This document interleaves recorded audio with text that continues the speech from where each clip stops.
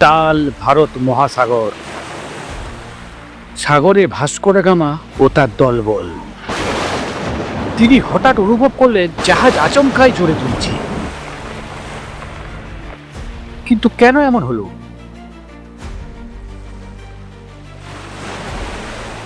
তিনি ভালোভাবে লক্ষ্য করলেন বিরাট আকারের সাপ, যেটা ছিল জাহাজের চেয়েও বড়। তাহলে ওই রকম সাপ কি ওইখানে ছিল, নাকি সত্যি কোনো রহস্য আছে? কোনো অজানা জীব লুকিয়ে নেই তো?